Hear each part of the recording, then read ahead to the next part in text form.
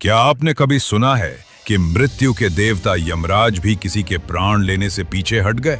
एक ऐसा राजा जिसकी रक्षा के लिए स्वयं भगवान विष्णु का सबसे घातक अस्त्र सुदर्शन चक्र ढाल बनकर खड़ा हो गया। आखिर क्यों स्वयं काल को झुकना पड़ा? आइए जानते हैं राजा अम्बरीश की वो अद्भुत कहानी। त्रेता युग में अयोध्या के राजा अम्बरीश भगवान विष्णु के परम भक्त थे। उन्होंने एकादशी का अत्यंत कठिन व्रत रखा था।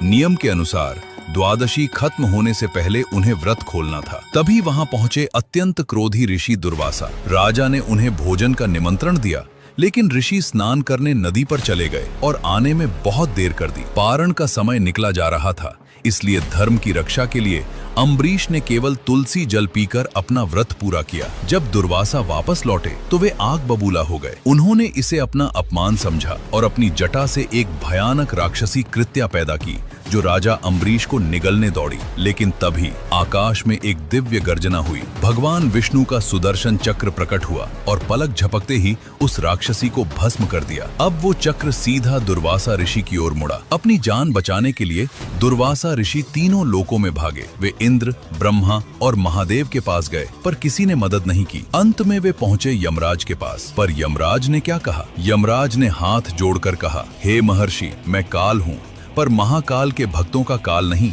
जहां सुदर्शन चक्र पहरा दे रहा हो वहां मृत्यु का कोई अधिकार नहीं है। स्वयं यमराज ने स्वीकार किया कि भगवान की भक्ति के सामने उनकी शक्तियां शून्य हैं। अंत में दुर्वासा को राजा अम्बरीश के चरणों में ही गिरना पड़ा। ये कहानी हमें सिखाती है कि सच्ची भक्ति में वो शक्ति है जो नियति और मृत्यु के विधान को भी बदल सकती है। अगर आपको ये कहानी प्रेरणादायक लगी तो कमेंट में जय श्री हरि जरूर लिखें।